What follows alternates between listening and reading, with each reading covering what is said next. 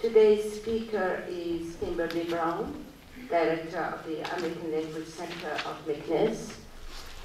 Kim was born in Texas and was raised by her mother. She has one brother and one sister. As a young child, Kim always loved learning and looked forward to attending school each year. In fact, as she told me, she only missed one day of school in all her years of primary, middle, and high school.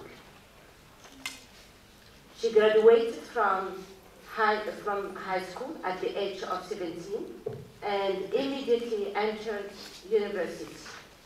She graduated with a BA in teaching with an emphasis on primary education. She went on to acquire her MA in counseling education and then received a certification in education and administration. Kim always wanted to teach overseas and thus became the first person in her family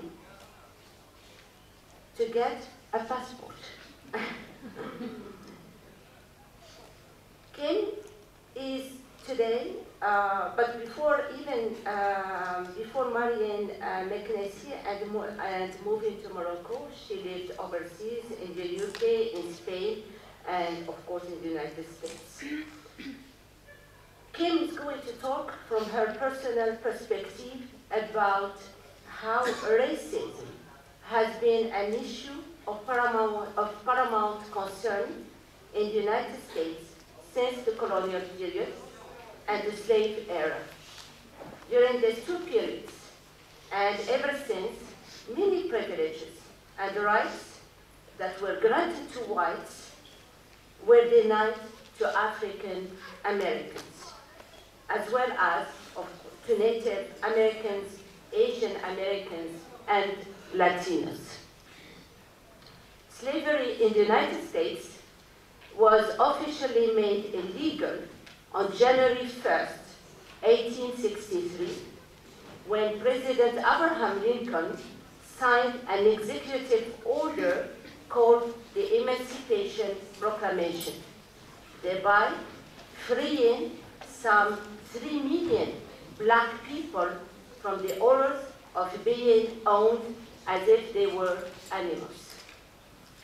Since the proclamation and the Civil War that followed it, many African American women have played a major role in the ongoing struggle for equality and a better life for themselves and their fellows.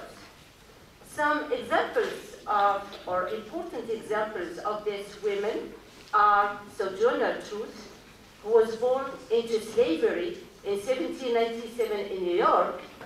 Yes, there were slaves in northern states, such as New York, as well as in the southern states. Truth was active in the early women's movement, as well as the fight to free the slaves. Harriet Tubman, born in 1822, was an active element in what is called the Underground Railroad.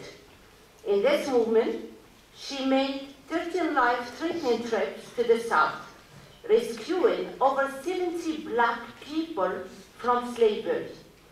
During the post-Civil War period, she was also active in the movement to grant women the right to vote. Rosa Parks was born in 1930. In 1955, she refused to obey a driver's order to give up her seat in the colored section of his bus, which was in the back of the bus, to a white passenger after the white section was filled. Park's act of defiance sparked the Montgomery bus boycott, which became an important symbol of the modern American civil rights movement. Rosa Rosa Parks went on to become an international icon of resistance to racial segregation. There are just a few of the many remarkable and powerful Black women who have had a significant effect on the development of American society and its ideals. Even if racial discrimination was largely banned due to the civil rights movement in the mid-20th century, and is generally perceived today as unacceptable among most educated people, especially when expressed openly, racism remains under the surface and is still reflected in many different areas of contemporary American life: politics, economics, education, housing, employment, healthcare, etc.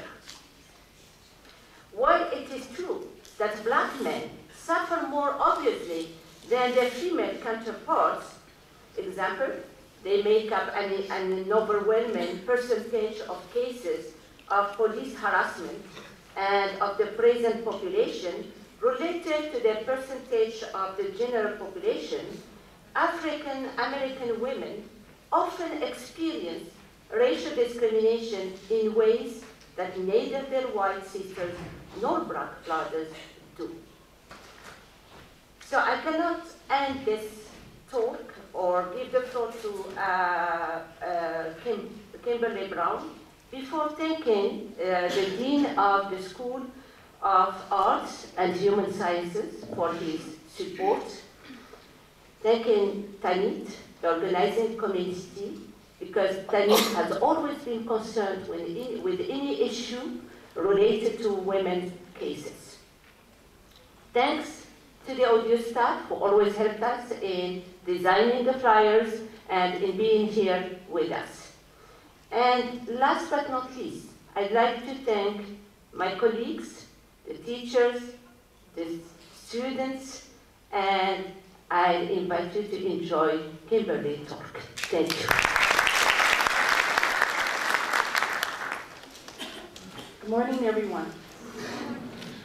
First of all, I just want to say I'm honored to be a guest. I consider Morocco my home, and you'll understand a little bit more about that as I speak. But I want to thank everyone first before I begin. I want to thank Moulay Ismail University for hosting this, the Faculty of Letters and Arts and Sciences here, the Dean, Tenet for their ongoing wonderful work, and Professor Wafa Bouskri for inviting me to do this. So I'm excited. I love talking about myself. So hopefully you'll learn a lot of information. One thing that I want to share that I found out this morning on CNN, we have money, currency, and there's a $20 bill in America that is getting ready to change. The face of the $20 bill will be Harriet Tubman. That is a huge, huge, huge accomplishment for minorities in America, and especially African Americans. So Harriet Tubman will be now the face of the $20 bill, and that is the bill that is most used in America today. So I'm going to move over by the computer.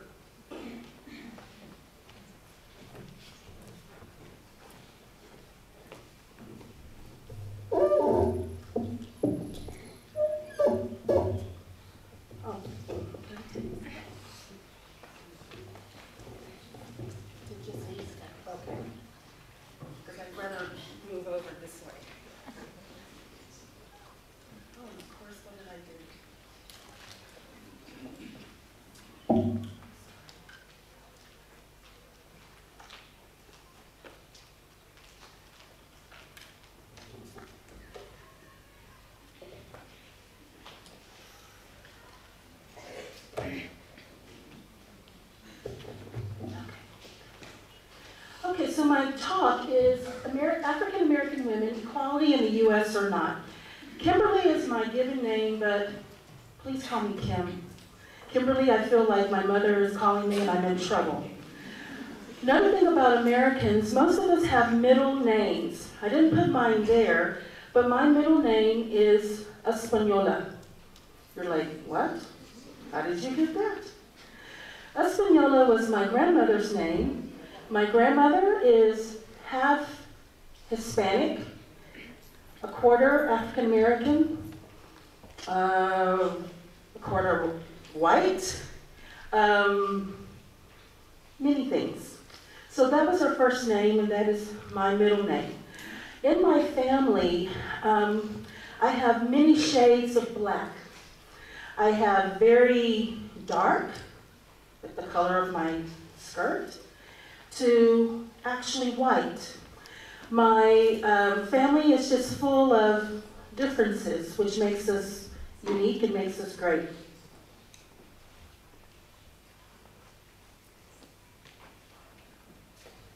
What is an African American? Those having origins in many of the original peoples of sub-Saharan Africa, mostly in the West and Central. As Wafa was talking about slavery, I know if I was born during that time, I wouldn't have lived very long, because I do not like people telling me what to do. I don't like the heat. I don't like to be hot. And my family, we always joke, and they say, well, Kim, you wouldn't be outside picking the cotton or planting or anything, to be inside cooking. I don't like to cook either, so I wouldn't have lived very long if I was born during slavery time. 12.1% of the U.S. population is made up of African American women. And the roles have stayed generally the same throughout history. About 1/2 of the population of African American women make up the workforce of low-wage earners. And normally when we think of low-wage earners, we think of people who work with their hands. And we consider that as blue collar. So most of these women are not very educated. They take care of children. They work as store cashiers, but they make up half of the low-wage population.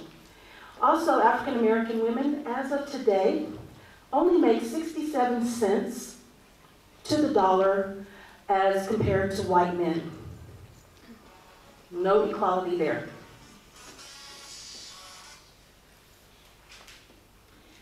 Now, what would you think the concerns of African American women are? They have economic security. They want to know that they have money enough from month to month. A lot of people, especially African American women, they are the head of the household.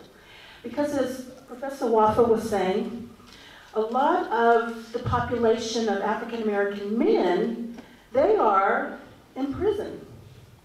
So if they're in prison, they cannot be helping their families.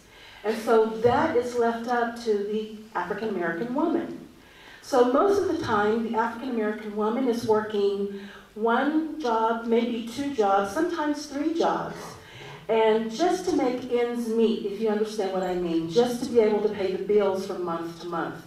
Not being able to save, not being able to think about a rainy day if something horrible or horrific might happen.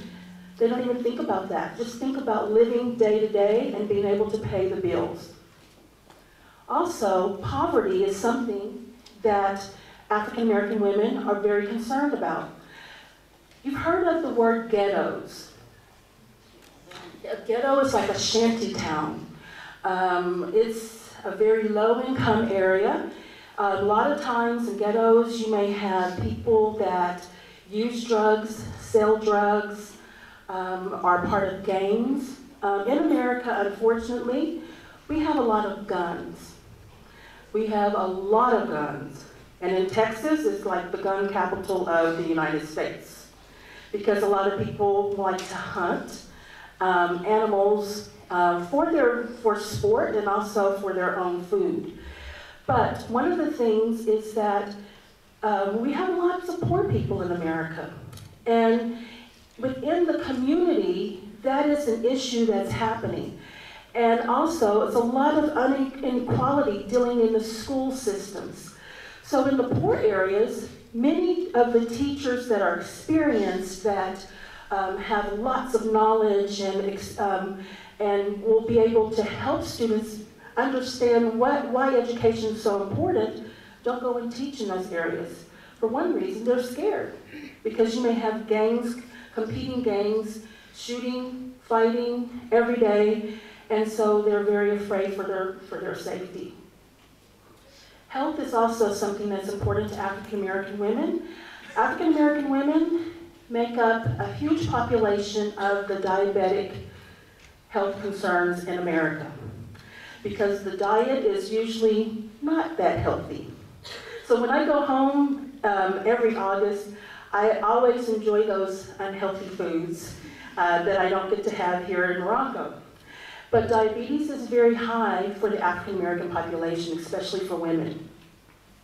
Because when we think of health, we think of food, we think of friends, we think of family, and everything is always around a meal. Education attainment. For me, as Wafa was telling you, I was raised by a single mom. My mother actually had me out of wedlock. That means she wasn't married. And she got pregnant in college. That was a huge, huge, huge faux pas. Huge no-no back then. Now it's accepted in America. But back then, that was something that was very, very difficult for women to even say to their family, I'm pregnant. Well, my mother was very afraid of her father, my grandfather. My grandfather was a very hard man.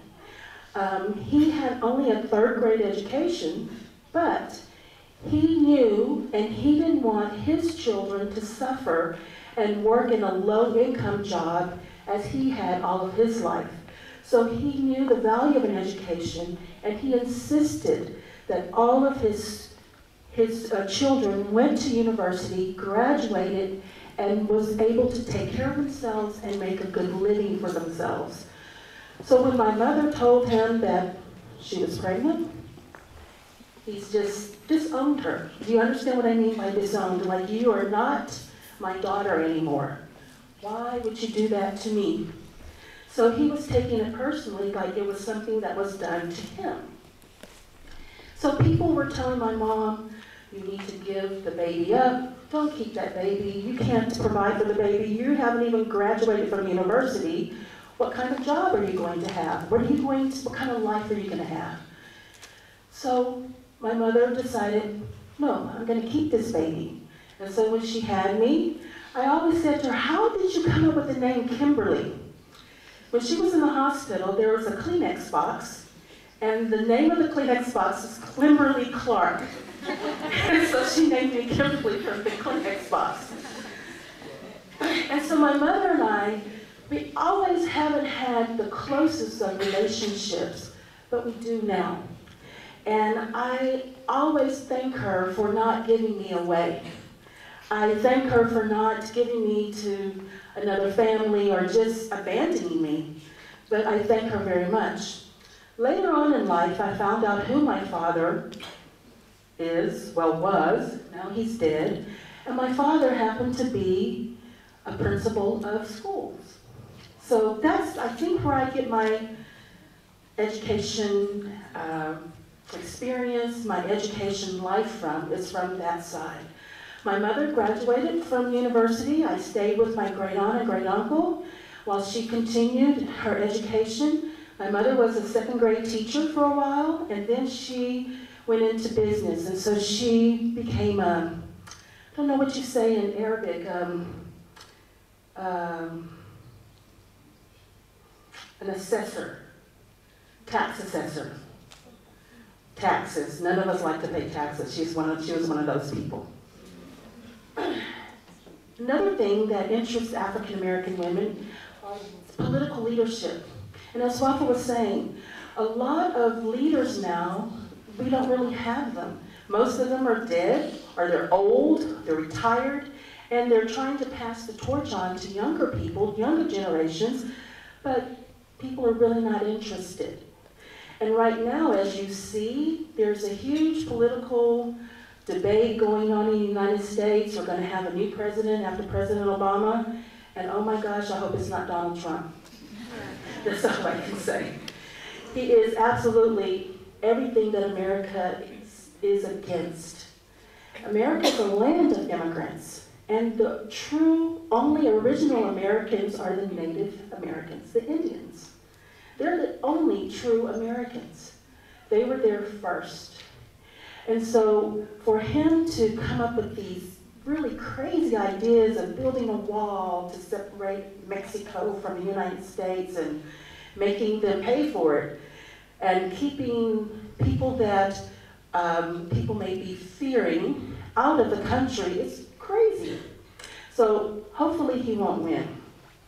One of the things my mother said, she told me that there's a university in Iowa that has predicted the president correctly for the last 20 years.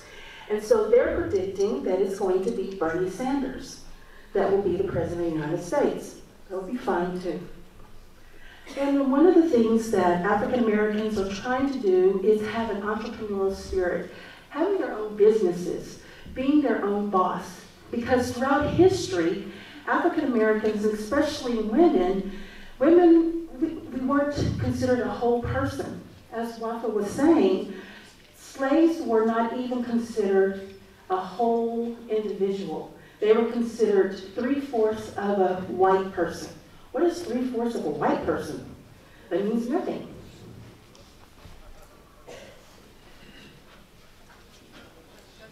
The education of African American women, in fact, education of all women, we totally outperform our male counterparts. And as you can see, the statistics above, people who start their degrees, a high percentage do graduate and attain those degrees. All women lead their male counterparts in college enrollment and degree attainment. The one thing my family always told me, especially my mom, she said, education is something that no one can take away from you. So you must do your best and be the best.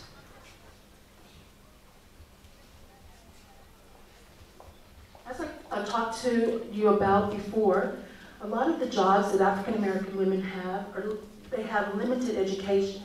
So they're in the private sector where there may be restaurant workers.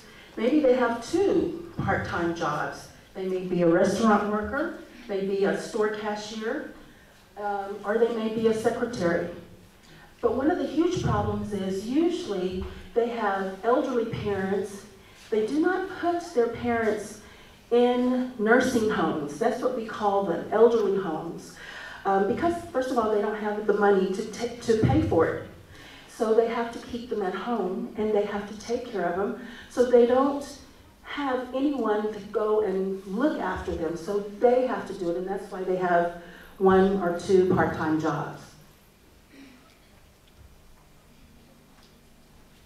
If you have education as an African American woman, these are some of the top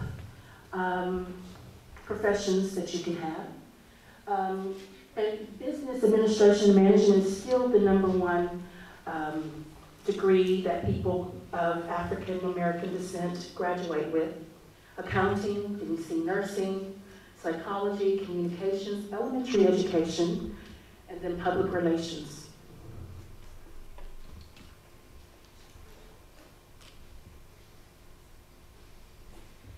Have you heard of STEMs, S-T-E-M, STEM majors? STEM stands for science, technology, engineering, and mathematics. These are areas that are sorely needed for people to graduate with degrees in these areas. And African American women, especially, do not usually take this kind of degree. And most of it is because they feel isolated. A lot of times, most of the people in these degree programs are white males. And a lot of the white males feel like African American woman is not as intelligent as they are.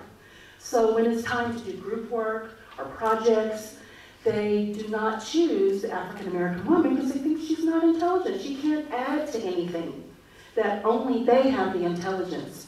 And so a lot of African American women just feel like, if I'm going to be by myself, I can do something else, instead of realizing that you can be successful in these career choices.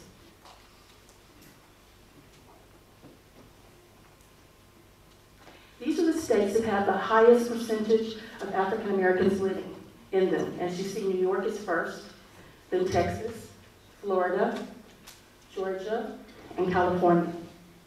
Why do you think New York? Usually when people come into the United States, they come into New York. So that's where a huge population of really immigrants are in New York. And then Texas in the south, Florida's in the south, Georgia's in the south, and then California's in the west. I already talked to you a little bit about my childhood, my journey. My family is very small. I just have a brother. My brother is not married, never will. He doesn't need to be, he's very selfish. And it's just me and my brother and my mom. When I decided that I wanted to find out who my father was, my mother at first lied to me. She didn't tell me who my real father was. And so my favorite auntie was dying, and so she had told me years ago who my real father was, but she said, please, do not tell your mom, because she will never talk to me again. And I don't want my sister not to talk to me. So I kept that secret for over 10 years. I never told her.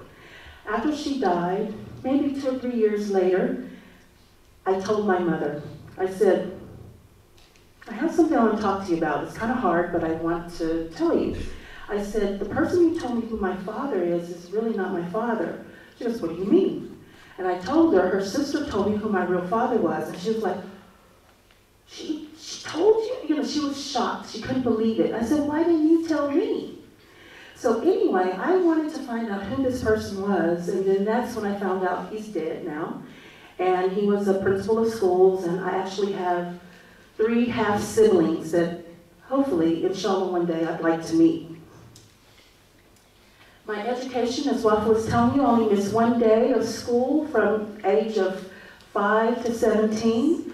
And that was when I was 16 years old. My brother had developed chicken pox, and then he gave it to me. And it came out during school, and I had to go home. And the way it was, how it was counted as an absence is, if you are in school before 10 o'clock in the morning, you're considered present. If you leave, even at 9:59 a.m., you're considered absent. So I left, it was like 9:30. I was crying, I could not believe it. I'm like, I missed this 1 day because of my little brother. And so that was something, education is so important to me. My first professional job.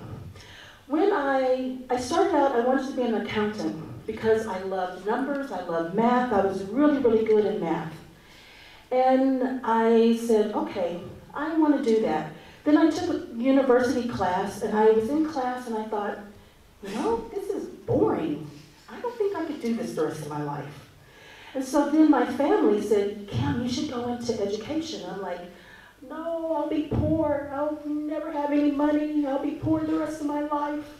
And they said, no, you need to do something you really enjoy. So of course, I took one class, and I fell in love with it, and that is what I've been doing since.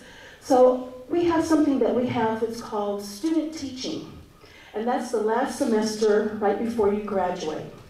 And so I did student teaching. I did 6 weeks in special education. Students who have learning disabilities, they may have behavioral problems. And so I did student teaching there, and then I did student teaching in 2nd grade. During my time for student teaching, I got hired to be a teacher for the next year. But I didn't know where I was going to be. I didn't know what school. I know I just wanted to do elementary, primary school. So all of my classmates had gotten their assignments of where they were going to be, and they're like, Kim, where are you going to be? I'm like, nowhere. So then I got the courage. I went to the Human Resources Department for the school district where I was living. And so I'll never forget his name. His name is Alan Ashhorn. And I said, Dr. Ashhorn, is the reason that I haven't gotten an assignment is because I am black? And he said, yes. So, first of all, I couldn't believe he said yes. And then that just made me work harder. So I have a cousin who happened to be a principal of schools, and I never wanted to use that connection for my own benefit, but I had to in this time because I wanted to work. I needed to work. So I called him and I told him that I needed his help, and I asked him, did he have any job openings, and he said, yes, of course you can come. So I didn't want to teach middle school, but I ended up teaching middle school. And so I taught middle school students who had learning disabilities, behavioral problems, and I was there for 3 years. That's like the best experience I ever had. And then I became the teacher of the year for the whole district. I was the best teacher out of almost 4,000 teachers. And so then I started getting phone calls from those primary schools. We want you to come to our school, Kim. We want you to come and teach 3rd grade here. We want you to come teach 4th grade in our school. Thank you, but no thank you. So then I moved to another school district. And then I became the first African-American teacher this school ever had. The school was in existence for over 30 years. So I was teaching 3rd grade, and we have something called open house. An open house is where parents come and meet the teacher like within the first couple of weeks when school starts. And so my line, I kid you not, it was out the door. I had grandparents, aunts, uncles, everyone coming to see who is this African-American woman that's going to teach my grandchild, my cousin, my nephew, my child. So it was a journey, but it was a great experience. And the principal of the school was a female, a white female, and she was my champion. She always encouraged me to do my best and be my best. She also knew that I had gotten my master's degree, and so she told me about a job opening. And I applied for the job, and I actually got it. So I had to leave my 3rd grade students right after spring break.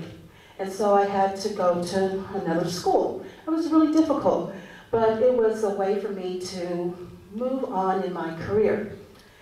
And in that job, I was an at-risk counselor. That means I worked with all the students in 2 schools that were at risk, which meant usually they were from poor families.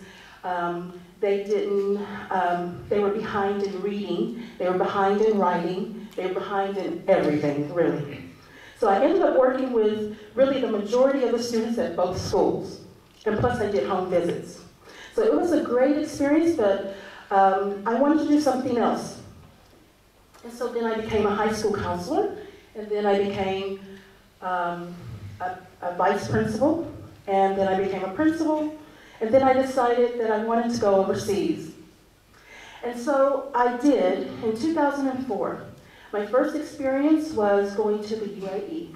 I was in the Emirates, I was in Abu Dhabi, and then I was a principal of the boys' side of schools, and then I had won this trip to Switzerland.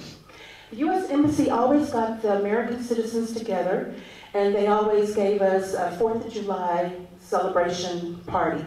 And so I won the 2nd best prize. So I was going to take my trip, went through security and everything, and the rest is history, but that's when I met my husband, who happens to be here. And he's Moroccan, and he is from Meknes. And so that's where we met, and we got married. Prejudice. We all are prejudiced about things. For example, 4 times a year, as the director of the American Language Center, we have a meeting where all of the directors for all the centers come together and we meet in Rabat. And so it's always on a Sunday that we have our meeting, and then Monday everyone leaves and goes back to their centers or to their cities. And so I was waiting for the train, and I always am nervous because I don't understand French, I don't speak Arabic, only English. And so I'm thinking, is this the right platform? So I asked this young kid, much like most of you, I said, is this the right platform to make nests? And so this guy standing next to him, he had this long beard and short hair, and he says, I speak English. I said, okay, to myself. He says, yes, this is the right platform. And so they found out the train was going to be like 45 minutes late. So we started talking, and then he says, you know what? My perception of Americans has changed. I said, what do you mean? He said, well, I thought all of you were stuck up, you were self-centered, you weren't nice, you were cold. He goes, but you're not like that.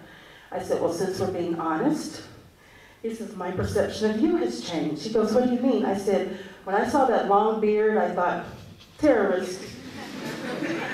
And he laughed, he goes, that's what my mom says. I said, well, why do you have it? Is it for religious reasons or what? He goes, no, I just like it. I said, you can't like it. It is not nice. I said, cut it off. I said, you could have missed your opportunity. He's an engineer, lives in Rabat, and is an engineer in Kenitra. I said, you could have missed your wife that's walked by, but she didn't look at you good because you had that horrible beard. And so he said, I think I'll cut it. So I would like to see him to see if he ever did, just to see. But that was just a great experience. Racism is alive and well in America, truly alive and well. I had my mom, as I was telling you, when we grew up, we would always kind of cut through this neighborhood of very affluent white people. And my mom said, one day I'm going to live there. I'm like, okay. And so, just time went by, and so my mother bought another house, and she bought a house in that neighborhood, and that's where she lives today. So right across the street from her is a retired dentist. On one side is a retired teacher, another side is a retired architect, and my mom lives by herself, and they go and check on her all the time. So she's been living in this neighborhood now for 16 years. And it was just, to me, one of those things. It's like you have to name it to claim it. If you don't say it out loud, no one is hearing you. And so that's the one thing that she always said, that this is what I'm going to do, and she did do it. One time I went to this store where we live, and there's this great ice cream called Bluebell. You don't get it here. No one gets it. Not every state in America gets it. It's made in Texas, and it's made in this small little town called Brenham, Texas. And so it's like the best ice cream ever, I'm telling you. And so they had it on sale. And so my mom said, go get it, it's on sale. So I went, and there was this elderly white man that was in a wheelchair, and he had oxygen, an oxygen tank. So I said, sir, you can go in front of me. And he said, oh, so you're one of those good niggers. I said, excuse me?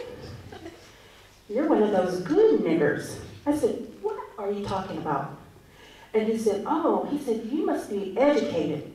He said, so you're going to I said, you know what? You stay behind me. Just shut up. And so I got in front. And so the lady that was the cashier, she was white, and she said, honey, I'm sorry. She said, not everybody thinks like him. And she said, I'm really sorry you experienced that. But that was just like 2 years ago. Very, very recent. But racism is alive and well in Texas, in all of America, and as many of you see on the news, people have a fear. And when you have a fear, instead of talking and having a dialogue, people just think, oh, they classify everybody, the whole race, as wrong, or the whole race as bad.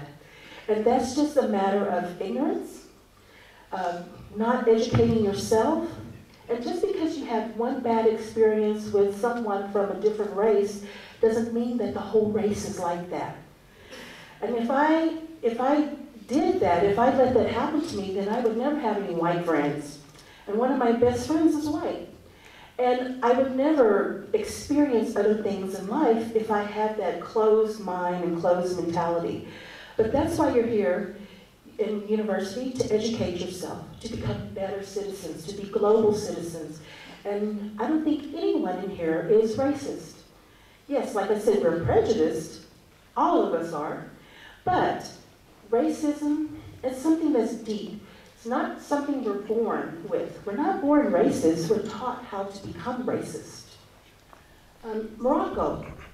Well, I got to Morocco because of my husband, but I consider Morocco my home. And like I tell people, I feel more comfortable here than I do in America. When I go back to America in August, it takes me about 2 or 3 days to realize I'm not a visitor. I was born here. This is my country. I just feel different. I don't know why, but I feel when I come back to Morocco, I'm like, oh, I'm glad to be home. But, hold on just one second. That's all I have to say. I want to thank you for listening to me, my story. I'm not that unique, but kind of.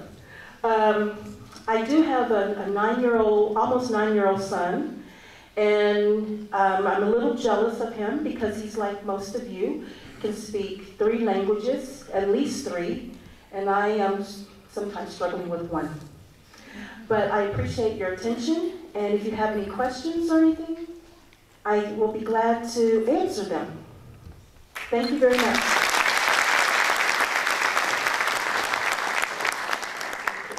Thank you, Kim. You carry us with you in your journey. As I said before, even if we think that the US is one of the most democratic states in the world, racism is there, is under face. And it's really hard to face racism. It's really hard to, when you're applying for a job, and you think, and during the night you're just thinking, maybe because of the color of your skin, you might be refused this job. It's very difficult when you go to places and you feel people looking at you in a certain way, and you immediately think that it's because of the color of your skin, you know, and that's really hard. But it's also joyful to see that there are women, Black African women, who have been able to prove themselves. You know, Kim is one example. There are 1,000 examples. Obama, as you know, a Black African, is now the president of the US. Who would have thought about that or dream about this? But whenever I see Obama, I always go to what Lynn said, I have a dream. And that's really the dream of the US that was achieved. So I will open the debate, and anyone who would like to ask any questions is welcome. Yes, yes, Professor Haji. Morning, Kim. Kim is a beautiful name. I brought my students this morning. I was supposed to be teaching them intercultural communication, and here you are, the embodiment of the underlying thought of the whole course. So let me tell you, my friends know me not to be, psychophantic, but this is the best talk I've seen in the last 10 years, I think. And thank you for speaking slowly and, to my students so that they can understand. And coming from a personal experience, that's just great. I don't regret, making the choice of coming here and bringing, my students. Now, my question, very often in this area, when people talk about intercultural communication, they think about the West versus the rest. But little do they know that even within the United States, there are, groups, ethnic groups, and there are problems with communication. You cited the case of that person who called you that N-word. I would like you to go back to that and look at what could, what are the circumstances, what are the contexts, that made that communication break down that particular morning or afternoon. Thank you.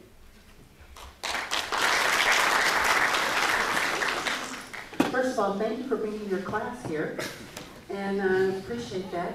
One of the things that I think is like within each culture, like in the African American culture in the United States, there's a lot of prejudice within the culture. And it's like everybody in the United States, you have a free public education. And so anyone and everyone, you must go to school. Every year, the age changes. It could be where you can drop out of school at the age of 17, or the next year maybe 18. Never any younger than 17. And a lot of times, people, it's their circumstances. They're like trapped. They don't feel they have a way out. And education is one of the leveling playing fields. But like I said before, a lot of experienced teachers that can really bring a lot of hope and inspiration to people, don't choose to go and teach in those low-income areas. So what they're doing, there are different programs, something like Teach America, and they're paying people a higher salary in order to teach in these low-income areas. And also giving people like a little bit more benefits, like having a signing bonus to do it. Especially math and science is something that is really needed in America. And as far as like that gentleman, when I saw him, all I saw is just someone that was handicapped. And I thought, he can go in front of me, it's not a big issue. But it's like, maybe he had some kind of bad experience with an African American, and then he's one of these people who thought and thinks that all African Americans are the same. And so I don't know what kind of reaction he was expecting from me, but usually I'm a pretty calm person unless you are attacking my family. Or like if you're attacking me, I try to stand back and find out exactly what is that from? What is it from? Is it because you really wanted this Bluebell ice cream and you couldn't find one, you know, or I took the last one? But in America, we do have that, like actually people from the South are a little more friendly, more welcoming than people from the North. And we like to joke in the South saying they're cold most of the time, so that's why they're just rigid, because they're just cold. But everything is by time, and I think with education, it's going to change things. And just as Wafa was saying about Obama, and my husband remembers, when he became the president, I couldn't stop crying.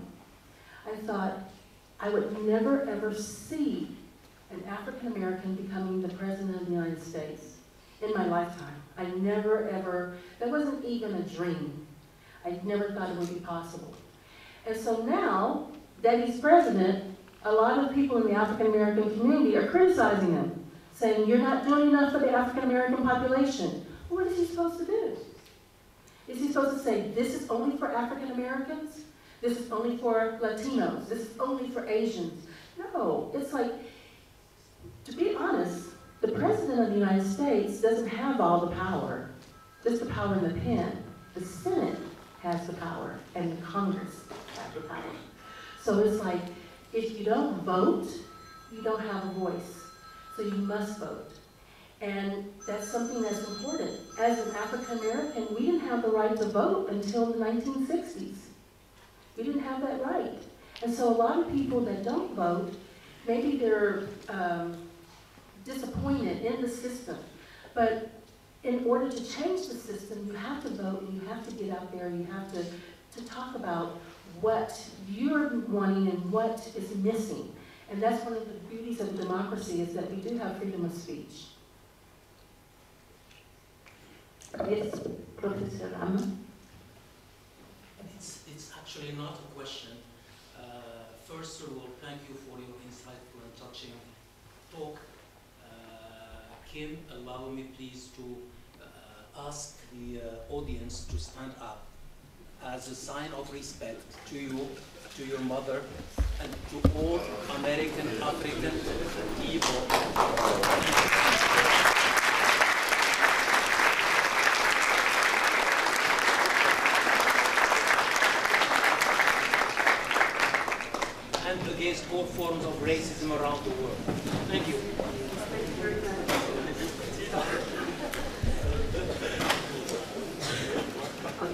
Professor Nasheed. Yes. Morning, Kim. Good morning. Thank you very much for sharing with us your experience as an African American, at the same time global citizen of the world. I'd like to talk about something you raised, which is related to racism and stereotype and prejudice. I believe that this is one of the ills, not only of the American society, but all over the world. You may have racists in America, but you also may have racists here in Morocco as well. And of course, racism is something deeply rooted in sometimes history, politics, and so on and so forth. And I believe, and I share with you, that sometimes education could be one of the ways to combat this monster. Still, I'm very, very skeptical about the role of education, because I think that school and universities sometimes are handicapped and cannot really fulfill their objectives. Particularly when I heard that 2 years ago, this white American person talked to you in such a disrespectful way in the street.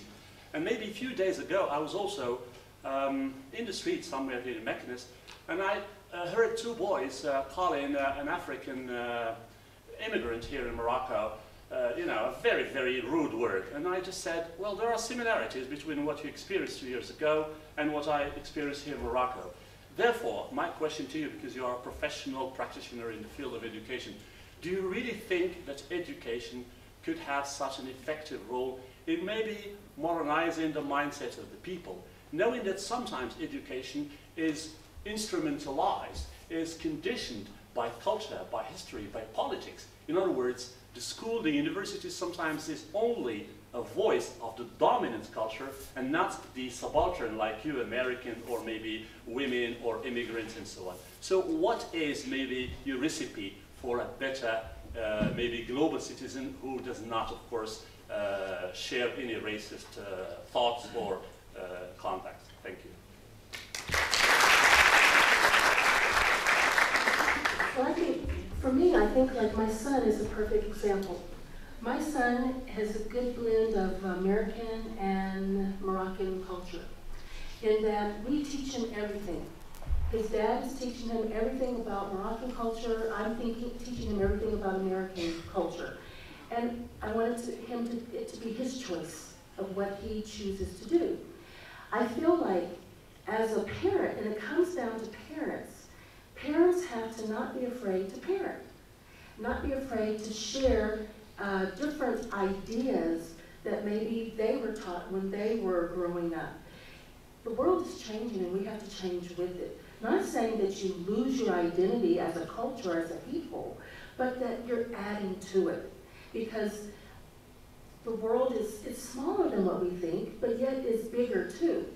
But I think that if we talk about incidences, if we discuss differences, if we discuss your feelings about things, it's all about dialogue, it's all about discussion. We can agree to disagree, but at least I know what you're thinking and where you're coming from. But if we say nothing and just assume, make assumptions, then that's when we have wrong ideas, wrong thoughts. That's when negative feelings, negative situations occur. I don't think it's going to ever be 100% peaceful, but at least we can talk about it and get there.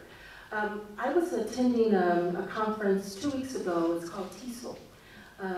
And it was the 50th anniversary, and this is a huge conference of international educators all over the world. There were 6,500 educators from all over the world. So the very first person I met was from Costa Rica. Then I met someone from Chile, from Argentina, from Australia, from China, from Japan, all over the world. And everyone's whole focus was, how can we make education similar in every country? How can we make it where our students are communicating across the waters with the same problems? Every culture in every country has the same problems. It's just, how do you deal with them? Do you say nothing, or do you talk about it? And I think one of the things that we have to do is not be afraid to hear something that's not what we believe. And I think that's one of the biggest fears, is like we hear something that we think, no way, that is wrong. How can you think that? But it's like, you have to find out where it came from. And it comes with communication. I always say communication is the easiest, yet it's the hardest thing to do.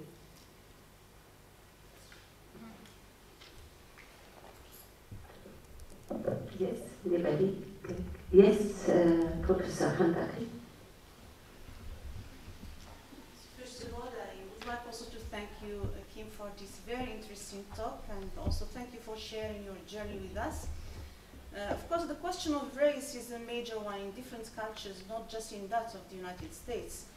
And of course, we all know that many scholars have written about the subject and have published many books on this question. And there are very, let's say, important Black American writers who also published many books on the question. And of course, many African American men and women who are very famous, of course, in the whole world on the question of race, and some of them is Cornel West. In one of his books, of course, which is, of course, entitled The Race Matters, he speaks about the question of, or the 21st century in the United States, and he also tackles one of the major problems of the United States as a problem of the color line. That's why how he identifies the problem. And he will later add that the history of democracy in the United States is, in regard to Black people, is a history of colossal failure. This is, I mean, his conclusion. Do you agree with him in this respect? Thank you. I think that one of the things is, in my opinion, we need to stop being jealous of each other, if that makes sense. Like I was saying, within the African American culture, there's racism and prejudice amongst all of us. It's I always think of equating this like crabs. You understand the word crabs in a bucket? You know, once the crab crawls up to the top to try to get out, then there's one that's crawling, getting on their back and pulling them back down. Instead of saying, we're all in this together, no, this doesn't mean that at all. You know, just because someone is, like you say, making it because they are living their life, they're trying to improve their life, doesn't mean they've forgotten where they've come from. No one can forget where they've come from. This is where I was born, this is where I'm from. You can't forget that. That's part of your roots, that's part of who you are. But I think, like, sometimes when people say, I'm colorblind, that means, are your eyes closed? Do you walk around with closed eyes? There's no such thing as colorblind, unless it is the condition of not being able to see colors. But I want to see all the differences. If I'm looking out in the audience, I see all shades, different shades of brown. Everything. That's what makes everything so unique and wonderful, that we're all not the same. Just think about if we were robots. How boring would that be? It might be kind of quiet for a while, but how boring would it be?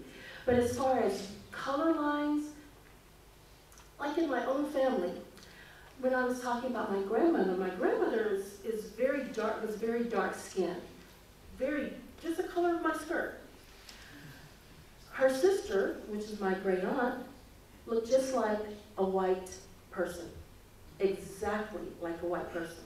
Because her father was white. The father was white, the mother was African, Indian, Hispanic. The mother was many things. And so one of her sisters lived in the white area of their small town. And in their town, they had the water fountains and everything said colored only, whites only. Bathroom, whites only, colored only. And even, there's a cemetery where all of my relatives are buried.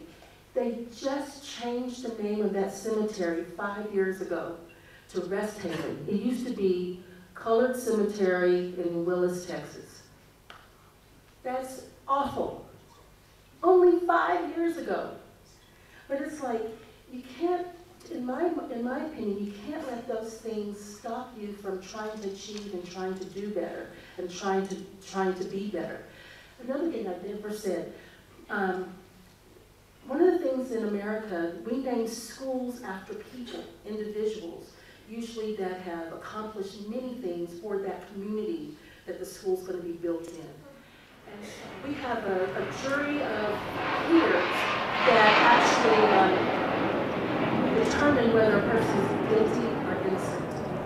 And it is our duty to serve on that jury. We have to. It's something that if your name is picked, you have to serve on the jury.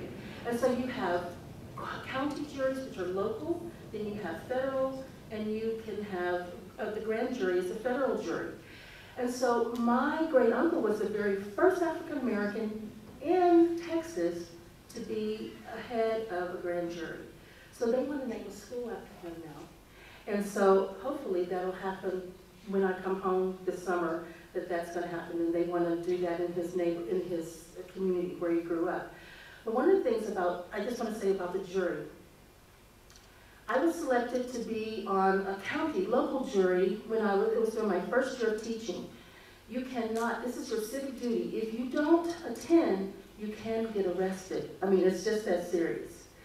And so I went, and at that time they were only paying $7 a day to serve on this jury. So the judge asked me, he says, well, how do you feel? Are you able to determine whether a person is innocent or guilty? And I said, well, please, I'd rather not be picked, because this is my first year to teach, and I need to be with my students. And he said, I've never heard that as a reason not to serve on a jury. And so he let me off. But one of the things I want to say is my mother was actually selected to be on the grand jury, and so she was on this grand jury for 8 months, and they met weekly, and they all were together, and this trial lasted for 8 months. But it's something that is your civic duty that you must do and you have to do, and you're usually there for the whole day, but you do get paid, and then they give you a note to take back to work to say that you did attend. Okay. Anybody would like to ask any other questions? Yes. Name. Thank you. First of all, I would like to thank you for being here and sharing with us your experience. Actually, I have not a question, but I would like to express my anxiety. What if Donald Trump happens to become the President of the United States? You have been struggling for many years for your liberty, your freedom, and all that things as Afro-Americans and all the minorities. But what would be the future of democracy in the United States if Trump happens to become the president? Thank you. Well, one of the things, the President of the United States cannot change the United States Constitution. That can't happen. So we don't have to worry about that. His own party doesn't want him to be the nominee. When he first started out, they thought it was a joke. And they thought, oh, well, because he ran for president in 2012, and he was out like within the first 2 or 3 months. But he's saying all of the things that people are being fearful about because they don't know. And his party could not, they can't believe that people are actually voting for him, that they think that he would be a good president. So his party is now trying to fight against him so that he doesn't get the number of delegates that he needs to become the Republican nominee. Even if he did get the nominee, whoever the Democratic side, when it comes to something like this, the United States general public will always do the right thing. They're going to always vote for really what can they live with, what's important to them, what values are important to them. Just because, like I said, someone had a bad experience with a certain person from a different race doesn't mean the whole race is like that. So Donald Trump, he's like, we say, a lot of hot air. He blows a lot of hot air, but he has no substance behind what he's saying. And a lot of people think he's just doing this like he's on TV, because he had this really great show. I used to watch it, I loved it. It was called Celebrity Apprentice. And he would always give back to the community. And I'm thinking, which one is the real person? The one that we're seeing now, or the one that was on TV, you know, the show? But he can't change the things that he's saying. That's something that the U.S. Constitution would have to be changed, and that's only the Supreme Court nominees that could do that, Supreme Court.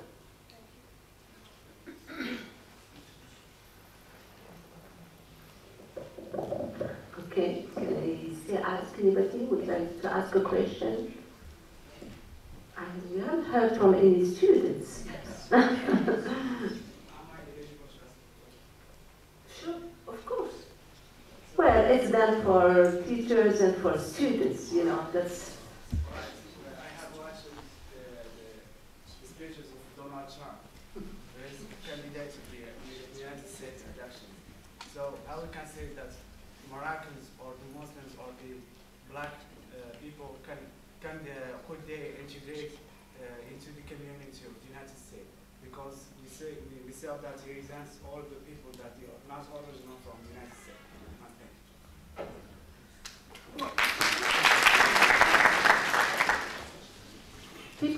People have a right to come to the United States. The United States is a land of immigrants.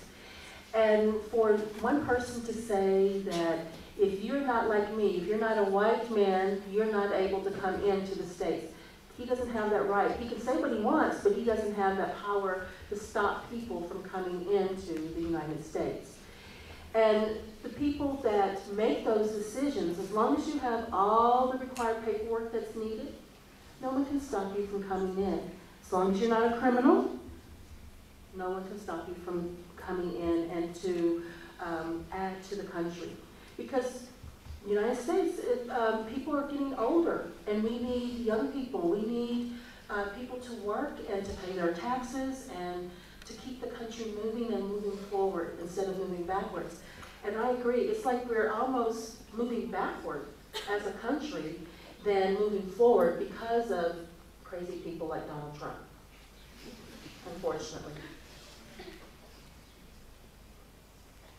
Can I just, I know, I'm sorry, but can I introduce my husband to you? Yes. Can you stand up? This is my husband. His name is Najib.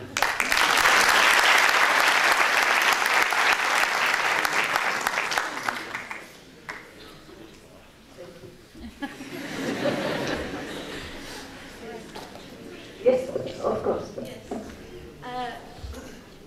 I'm very nice to meet you. I'm French teacher, donc, so I will try to speak English as well as I can. I would to ask a question about Hollywood and the representation of the blacks in Hollywood. I give an example. Will Smith. I think that he criticizes the fact that why black people, black actors, why they don't have Oscars. I would to have more information and your what do you think about that? Thank you. There's a committee for the Oscars, and 99.99% of them are old white men that make the selection of who's going to be chosen as the best actor, the best actress, the supporting actor in the best movie. And so now the president of the Oscar committee is an African-American woman. And so she is making changes in the process and also getting more people of color into the committee to make those choices. And so this past year happened to be where there were no people of color that were nominated. Well, except for the director that did, I forgot the name of the movie, but he actually won. He is Argentinian. He's from Argentina, and he won as best director. But there's just something that has to do with the politics, what's inside the committee, and it's like, that's something that should have been done years ago. I don't know why it just became, to the forefront. But there have only been a handful of African Americans to win Oscars. You have Denzel Washington, Halle Berry, Morgan Freeman. Yes, Morgan Freeman. Best actors are Afro from the afro-américaines. Yeah, exactly. Speaking of Morgan Freeman, I'm glad you said that. Does everyone who know who Morgan Freeman is as an actress? I have an uncle, Uncle John, right? That looks exactly like Morgan Freeman. And so people come up to him and say, "Oh, Morgan Freeman, let me have your autograph." He goes, "I'm not Morgan Freeman." "Yes, you are." So he just signs a piece of paper.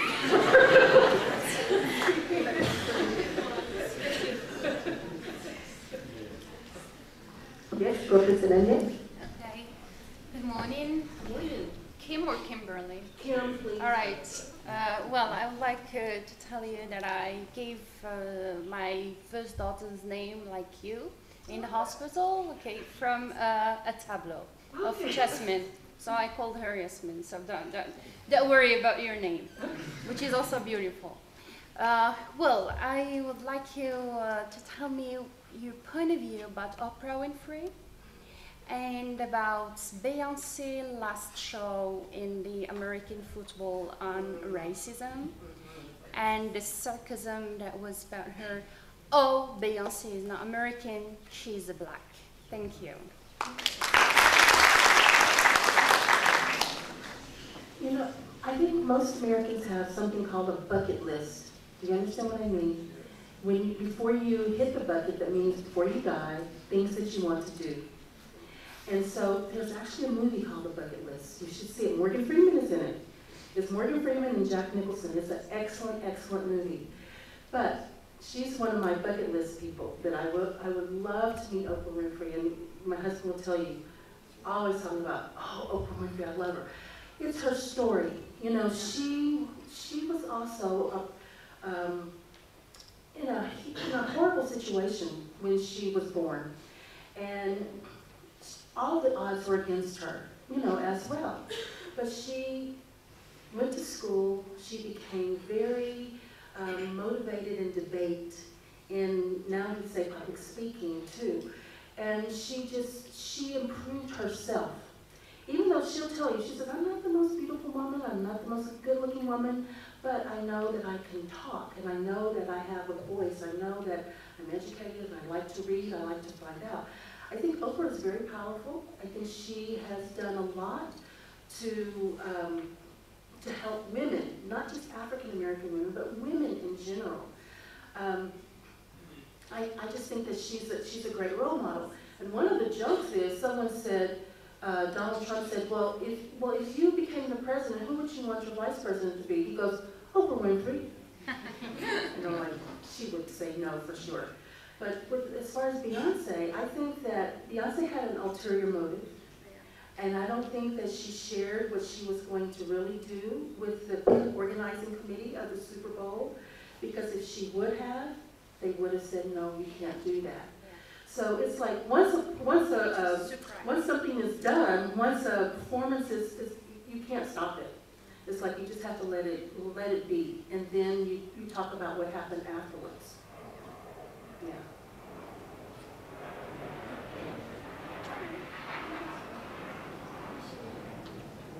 Okay. We'll have two more, and then we'll have to stop after. Okay. Yes, please. Thank you for your presentation. Thank you for being with us here this morning and sharing your wonderful experience and story. Actually, I have two questions. During your presentation, you mentioned that the first major you started with is mathematics. Then you found this boring. Don't you think that Afro-American women, or generally Afro-Moroccan women, find mathematics and science boring as you did? So this is why the reason other groups in projects don't want to work with them. As an example, Asians are good in science and technology. So don't you think that Afro women are not good at this? And it's normal, no offense to your race or you. And second question is, there is a law in physics says that every action has a reaction. Don't you think that one day, when black people or African people become like a majority and not a minority anymore, don't you think that white people would suffer from racism too? Or as you mentioned, in your Oscar community, there is a black African woman. Don't you think one day the community would be all black people and white people would suffer and don't get any more Oscars. Thank you.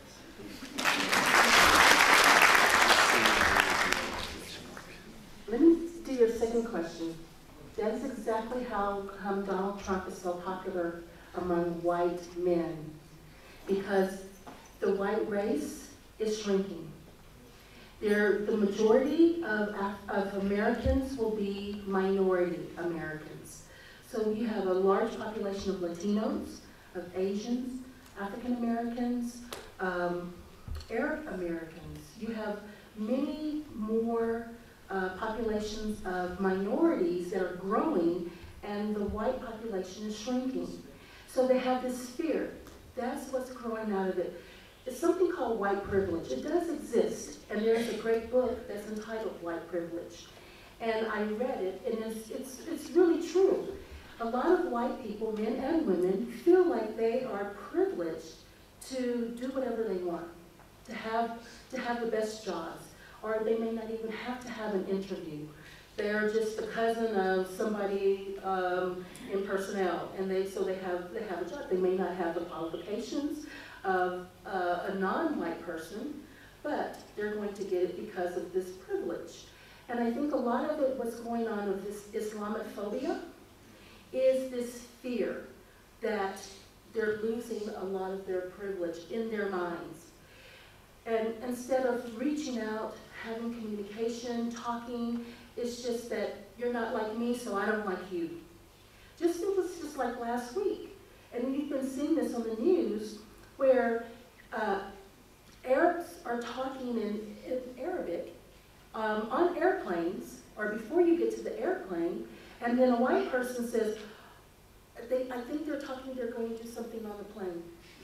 You know, so they report this to the personnel department, and then they make the Arab person not be able to fly because they have this fear.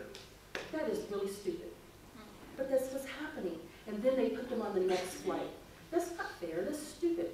That's just crazy. But that's part of that fear that the white population is shrinking. Instead of people talking about it, they do silly things like that to make themselves still feel powerful and in charge. And as far as the first question, what was the first question? Your major was mathematics. Oh, yes. Don't you think that all Afro-American women find mathematics and science boring? Example, as Asians are good in mathematics and science. So it's normal. You're good in what I want and you're not good in other. So it's not celebration. Don't you think so? Well, like, for me, I have to say, in school, I love school. School is something that I look forward to every day. I love going to school.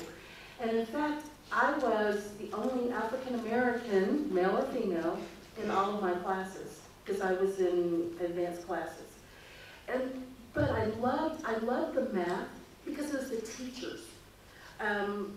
The first African-American teacher I ever had, do you know what grade I was in? I was in grade 11. Almost about to finish my schooling.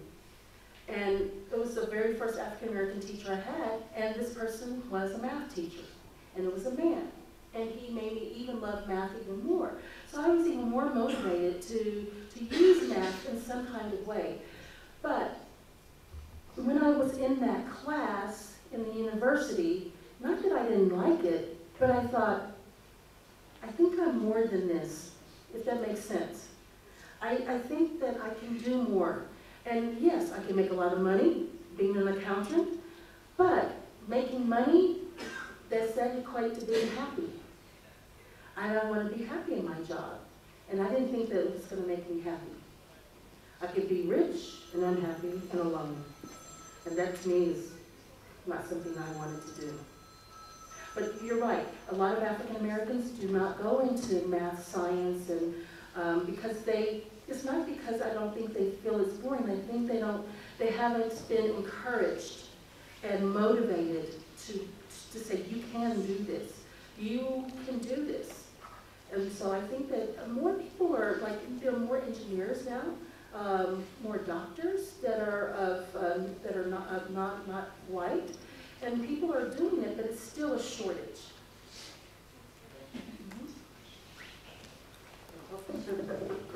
Okay, yes. First of all, I would like to thank you for organizing this meeting in such a beautiful venue. And I would like to thank the audience for their attending. Actually, you talked about so many things, such as racism, which the United States suffer from, and poverty, especially for women who sometimes work in 2 jobs or 3 jobs just in order to pay the bill. And I discovered an important thing, which is an important thing in your speech, which is a very important thing from the very beginning, which is your father was encouraging you to finish your study, especially your high studies. I can say that parents play a great role in their education, in the educational life of their children. My question is, do other nationalities or other people in America suffer from discrimination and racism, or just American people with African origins? Thank you.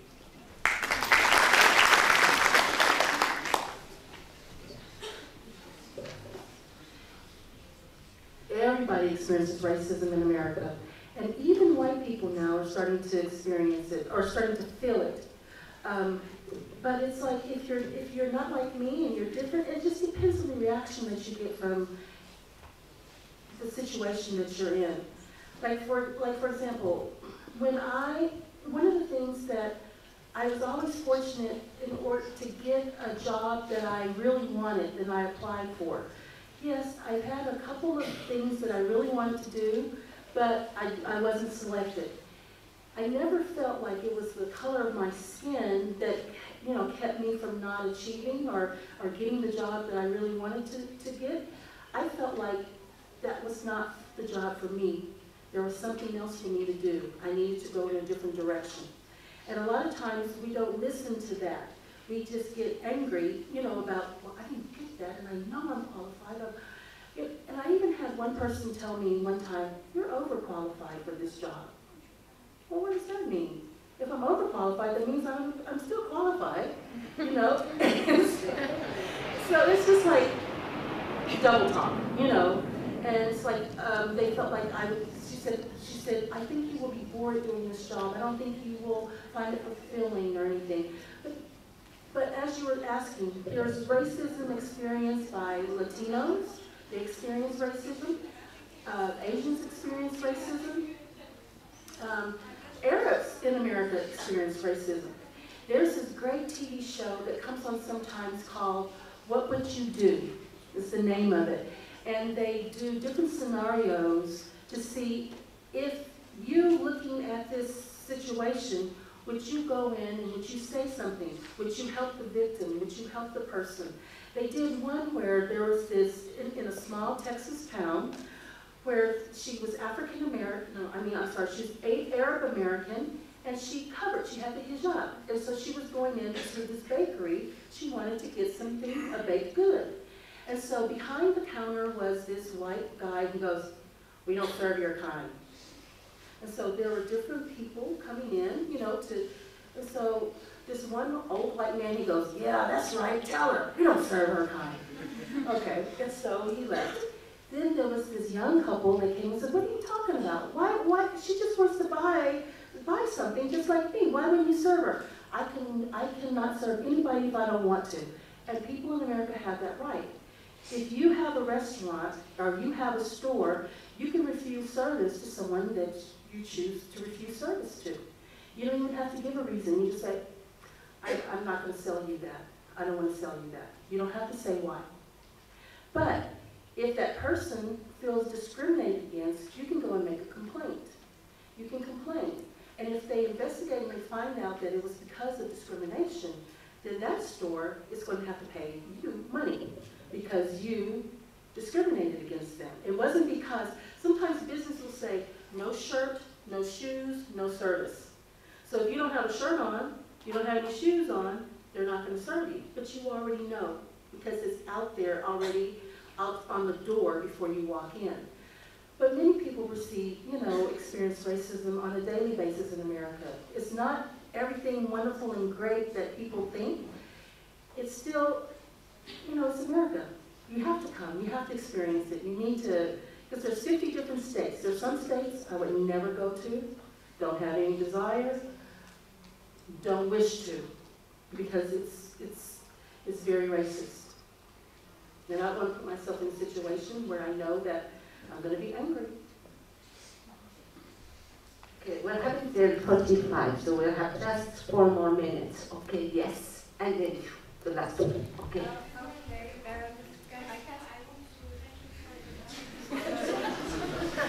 Excuse me, I already gave the word to her. Okay, thank you. It's okay. Okay. Ms. Kim, I can't express how much I'm glad to have you here, thanks to our lovely teacher. Okay, you are a real inspiring example for us as a beginner in our path. Thank you for your spontaneity and your sense of humor. Okay, as you have mentioned it, racism is not innate. We are not born it. We were taught to behave as such. Do you think with all this progress and with all this great achievement in human rights scope, one day we will live as a unit and in a harmony and in peace? Do you think we will live one day in such? Of course, from your own perspective, personal perspective. And thank you.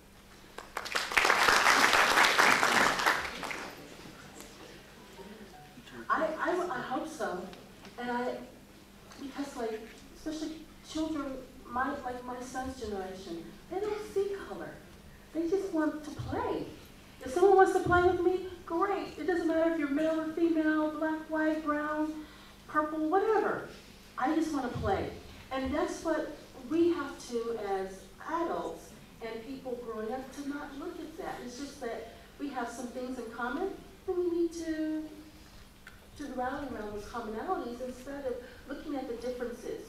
Or like I said, most of the time, it's just because you had a bad experience with someone that's not like you, and you just lump everybody together, and you're all like that. Yes, and then you will be the last one, okay? Yes. Hello. First of all, I would like to take this opportunity to give you a special thanks for you being here in our university, sharing with us your own experiences and sharing with us your beautiful, and I've been delighted by your speech. And I would like to take this opportunity as well to ask you about this problem, major problem of racism that actually not exists in just the United States, in all over the world. And my question is how educational personnel as yourself, as the American Language Center Director, and other professors, and even students might provide some solutions to solve this kind of problematic of racism. And thank you. I think one of the ways it happened was a great experience Tuesday. We had a study day that WAFO helped organize with the American Language Center and with the Association for the Protection of Families in Morocco. It was the first time that the American Language Center ever partnered up with any group. And it was a great thing, and it was the dialogue that started that way. One of the topic was, what do Americans think about Arabs? And then the Arab side was, what do Arabs think about Americans? So it was stereotypes that were shared first. Then people talked about those stereotypes, whether they were true or not. And it was that discussion. And I think that's what's going to help eliminate a lot of racism, is having an open dialogue and being honest. You know, because I have stereotypes about my own race, about the African American race. A lot of it is true, some of it isn't, but we all have those stereotypes because most of it is because of our own personal experience that we had. And so we think that everybody's like that. Like one of the things was our Americans are self-centered. That's true. And let me tell you, it's not because we don't look at it as self-centeredness, we look at it as self-confidence. Because we don't wait on someone else to help us, we help ourselves. And so you may think it's self-centeredness, and a lot of times I always say, it's about me. It's about me right now. It's about me. But it's because you have to, if you see something that you want, you go and you get it. You work toward it. You don't wait for someone to say, do you want to do that? Or do you want me to help you do that? Because you can't depend on other people. The only person you can truly depend on is yourself.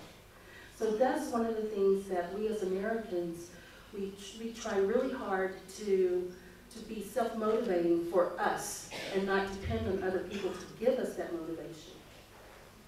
Yes, the last person. Yes, please. Good morning, everyone. I want to thank you for your enlightening speech, first of all. And I have one question to ask. How would you compare the way different races here in Morocco interact and live to the current situation in the US? That's good. I think it's the same. It's very similar. It's when people are not from your own, like people are not from Morocco, and maybe someone from where? The Congo, or Chad. They come here. Do you welcome them with open arms at the university? Do you understand what I'm saying? And sometimes people, I know, like we have some students that are from the university that are from other African countries. And so one of the things, like when I'm doing placement tests, I love to do placement tests because that way I get to meet the new people coming in to find out, why do you want to study English? Why are you here? I'm glad you're here, but why? And to find out a little bit more about their background and about their ambition, and about why they're here, what they want to do, what are their goals. But I think that it's very similar here than it is in America. But I think in America, people are more aggressive. People are more in your face. I don't like you. And this is why I don't like you, because they'll tell you. It used to not be like that. It used to be more behind your back, but now it's right here. And I prefer, tell me up front. Don't tell me behind my back. Don't pretend that you're my friend and you're really not. You're really planning on how to kill me. I want to know beforehand that you're wanting to kill me. Okay, well, thank you very much. We come to the end of that. It's always frustrating because I would love to give everybody the right to talk, but I think that we're already also tired. So talking about 1 hour, almost 2 hours. So thank you for being here. And I promise you that we will have another study day. Okay, so I promise that. Thank you.